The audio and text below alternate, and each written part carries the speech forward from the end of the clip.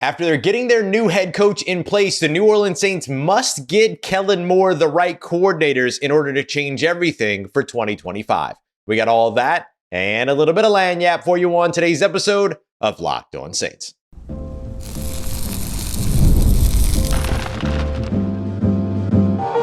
You are Locked On Saints, your daily New Orleans Saints podcast, part of the Locked On Podcast Network, your team every day.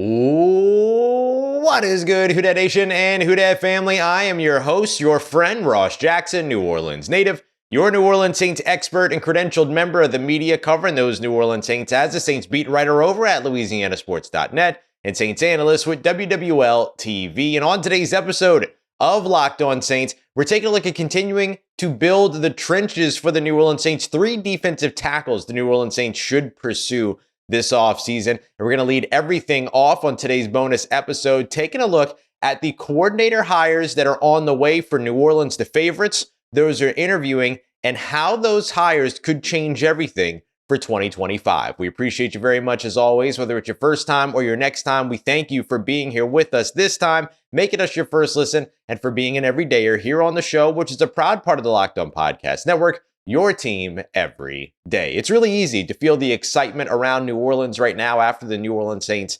hired their next head coach in Super Bowl winning Philadelphia Eagles offensive coordinator Kellen Moore, but it's going to take more than more in order to get the most out of the 2025 season, and that's where these coordinator hires come in. The New Orleans Saints will be hiring an offensive coordinator, a defensive coordinator, and a new special teams coordinator with former special teams coordinator, assistant head coach, and interim head coach Darren Rizzi headed to Denver to team up again with Sean Payton, where he will be the special teams coordinator and assistant head coach over in the Mile High City. So the Saints have 3 big positions, the big 3 outside of head coach, which would then make it the big 4, the big 3 in terms of their coordinator positions to hire this offseason. And making the right decisions now could change everything for 2025.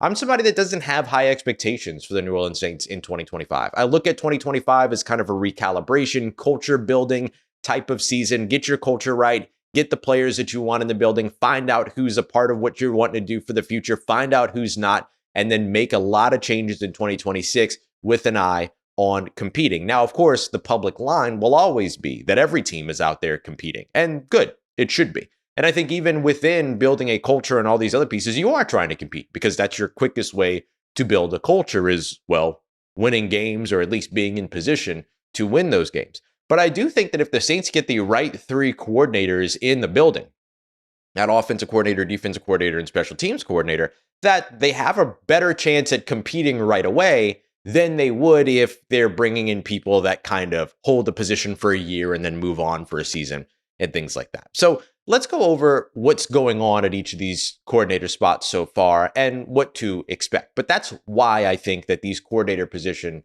hires are so important. Because if they get the right guys, all of a sudden, this team competes quickly and a lot more quickly than maybe we expect. Now, got to get the quarterback conversation part of that right, got to rebuild the roster, all those other things. It doesn't stop at just getting these hires right. But if you don't get these hires right, then the rest of the work won't get you anywhere. You have to get these 3 hires right if you truly intend to compete in 2025, or if you end up looking to surprise yourself and others in 2025.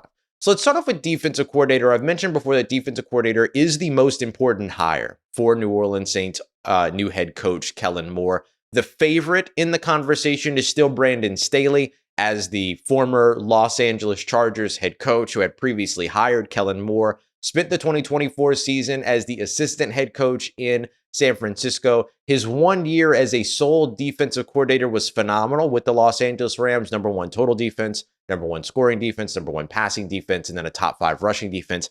Now, as we continuously always kind of mention here, all-pro season from Jalen Ramsey, a 10.5 sack season from Leonard Floyd, a defensive player of the year season from Aaron Donald, and one of the better defensive players that we have seen in the NFL. So obviously Brandon Staley had a lot of help. Okay, no doubt about that. But even still, you still have to not just have that talent, but get something done with it. You look at his defenses over the course of his years with the Los Angeles Chargers, not nearly as strong, but he wasn't a focused defensive coordinator at that time. He was a defensive play caller who was also the head coach. So get him back to a position kind of like a Matt Eberflus. kind of like a Dennis Allen, to where they are doing what it is that they are best at, and that is what they are doing as a defensive coordinator. So I think that that couldn't make sense for Brandon Staley. Brandon Staley hired Kellen Moore. When Brandon Staley became a head coach, Kellen Moore becomes a head coach, could hire Brandon Staley. Makes a lot of sense. Also gives them an inside track on a few defensive free agents, some of which we'll highlight here in just a moment. Now, another person that is in the conversation right now is Minnesota Vikings defensive pass game coordinator and defensive backs coach Daronte Jones, former LSU defensive coordinator. When he was the LSU defensive coordinator that year, LSU did not fare well. Over 300 yards allowed, 26.6 points per game allowed, all those other things. But the defense got stronger towards the end of the season. Why? Because Ed Orgeron gave the defense over to Daronte Jones as a play caller, and that's when that defense got better. So he actually did a better job in Baton Rouge when he was actually given the reins. Now, during his time over in Minnesota, the Minnesota Vikings haven't really been able to make much of the defensive back talent that they've invested in. Guys like Jeff Gladney not able to get out on the field, other things going on like the Kyrie Jackson, very unfortunate situation. So every time that they've gotten some of these really talented young players in, things have kind of come up or tragic events have happened, which have stopped the opportunity to develop those players. And so you look at like Pat Pete and some of the other guys that came in sort of their veteran years and found some good play. You kind of have to lean on those things. But outside of that, not a ton going for Daronte Jones when it comes to his NFL resume from a statistics standpoint. But from a player coach standpoint, everyone loves working with the guy. So he is one of the candidates that interviewed on Saturday. Brandon Staley has not been interviewed at this time, but Daronte Jones has been. So that's what we're looking at so far when it comes to defensive coordinator. Moving over to the offensive coordinator spot, a little bit less of an important role here because the fact of the matter is that you're not hiring a play caller on the offensive coordinator role like you are in the defensive coordinator role. You're hiring somebody to support Kellen Moore. And so what you're going to find are a lot of people that are connected to Kellen Moore. We already saw Kevin Koger say no, the Atlanta Falcons tight ends coach. He's declined the opportunity to interview after having already interviewed for a couple of positions over the course of the offseason. Why he declined? Maybe because he's looking for a play calling role. Maybe because he doesn't want to go to a division rival. We'll see what it is. But the favorite to land this job is Doug Nussmeier, the quarterback coach that followed Kellen Moore from Dallas to Los Angeles to Philadelphia. He's the favorite to land the job, but has not interviewed yet. The only interview that has happened on Saturday night. Robert Prince, 39 years of coaching experience. And check this out, was the wide receivers coach while Kellen Moore was the quarterback at Boise State. Was also the wide receivers coach in Detroit, working with guys like Golden Tate and Kenny Galladay and Calvin Johnson. Worked with all of those guys. At the same time that Kellen Moore was a quarterback in the NFL with the Detroit Lions, and it was also the wide receivers coach Kellen Moore's final year in Dallas when Kellen Moore was the offensive coordinator for the Dallas Cowboys back in 2022. So a ton of overlap and a ton of familiarity when it comes to Robert Prince and Kellen Moore. So if you're looking for somebody with that familiarity and that connection to Kellen Moore, just like Doug Nussmeier, Robert Prince, who also has a ton of NFL experience, has a ton of coaching experience, just like Doug Nussmeier, a real candidate in this situation. When it comes to special teams coordinator, I would very much expect Phil Galiano's name to be on the list in terms of an internal promotion up to special teams coordinator. So we'll see where things go from here, but he would be considered the favorite over on special teams, I would have to imagine. So we'll see where things go, but that's the update so far on the coaching searches at each coordinator spot for Kellen Moore and the New Orleans Saints, positions that the Saints must get right if they truly intend to compete in 2025, and certainly must get right over the course of the years in order to be successful during Kellen Moore's tenure. Coming up next, especially with that potential Brandon Staley hire on the way, there are 3 defensive tackles the New Orleans Saints absolutely should pursue this offseason if they become available. Let's break down which they are, including a Super Bowl hero. We got that coming up for you next as we continue on with today's episode of Locked On Saints, part of Locked On Podcast Network, your team every day.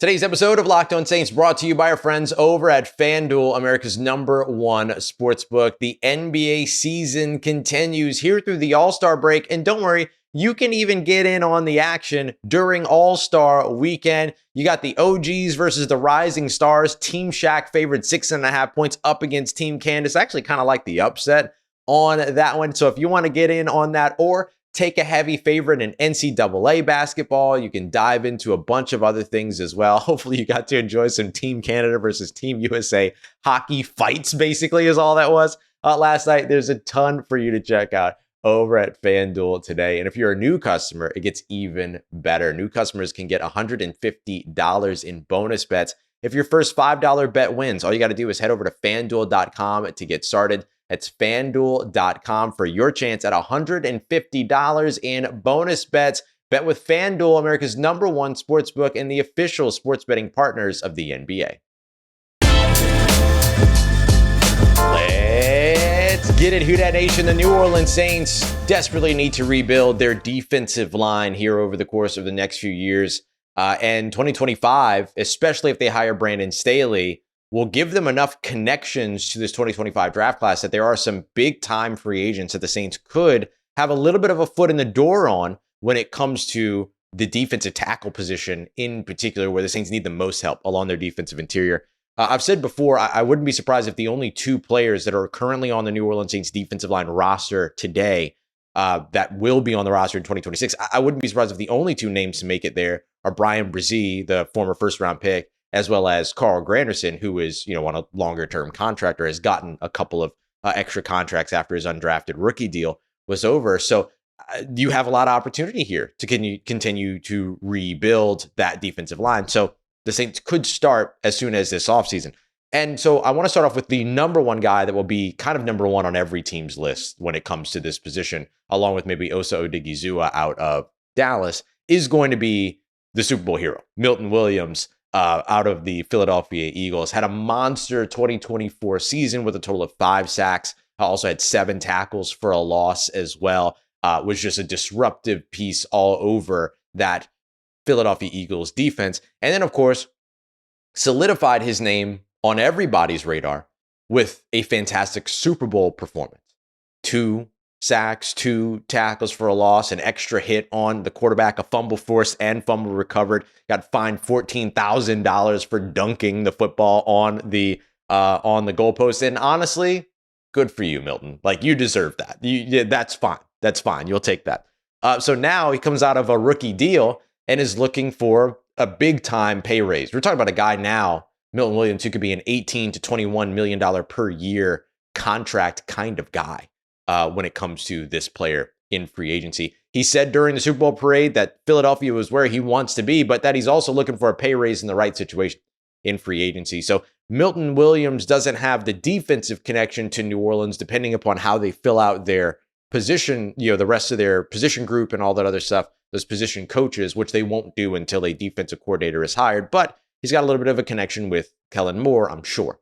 And so with that being the case, Milton Williams, definitely somebody that the New Orleans Saints should pursue as a pie in the sky kind of option. But if they could make it work, obviously that would be a big way, leave alone any potential connections, a huge way to do what it is that New Orleans Saints desperately need to do, which is continue to build that defensive line. Now let's go to a more direct connection in a player that I really like that kind of flies under the radar pretty often as a rotational piece.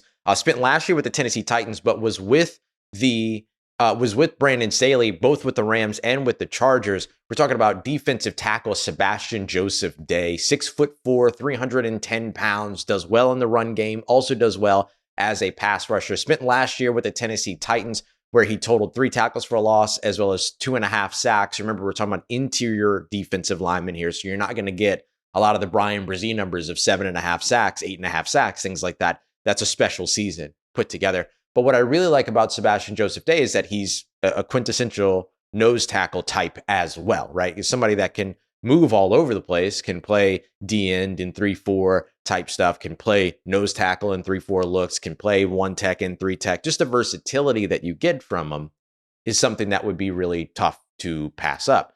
And so I really like what you would potentially be able to get from him. And again, spent time with the Los Angeles Rams under Brandon Staley in that fantastic defense, where they were the #1 ranked defense during that time. That was the 2020 season.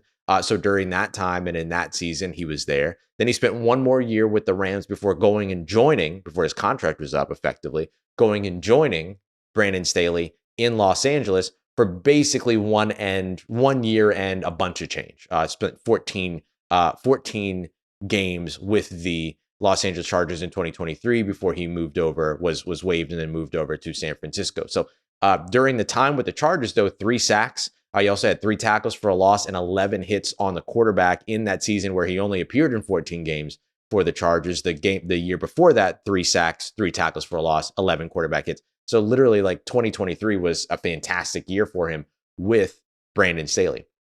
The year before, also pretty solid, 2 sacks in 2022 under Brandon Staley, 9 tackles for a loss, as well as 6 hits on the quarterback that year. Also registered a safety in that season. So he's been somebody that has continuously produced, has been somebody that has played in multiple systems, has been with Brandon Staley at 2 other stops before. Could he potentially follow Brandon Staley over to New Orleans?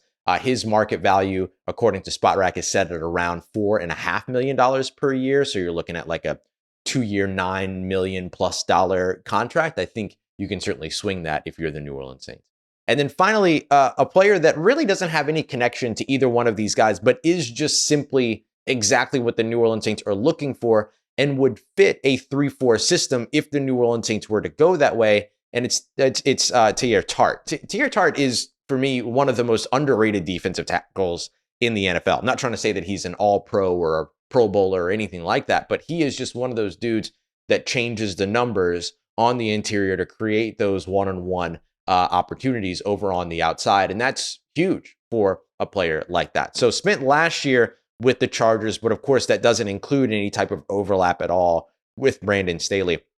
He was with that Jesse Minter defense over in Los Angeles, playing with Jim Harbaugh, all that, played defensive tackle there, spent a lot of time as a nose tackle in 3-4 in his early days with the Tennessee Titans as well. And so throughout all this time, he's been somebody whose name has floated about quite a bit and has found these opportunities to be able to kind of create and play that run-stopping role in the interior. His sack numbers aren't remarkable, right? 1 sack in 2024, 1 sack in 2023, 1.5 sacks in 2022. But that's not the reason why you signed a Teair Tart. You signed a Teair Tart because of what he can do for you as a people mover, as a run stopper, as a run plugger, as somebody that can muck up the middle, change the numbers, create opportunities one-on-one for the other players in the defensive line. That's where a guy like Teair Tart comes in. And if you're looking to shift to a 3-4 type of defense, that is something that you could do with the Teair Tart as well. He just succeeded in that same type of defense under Jesse Minter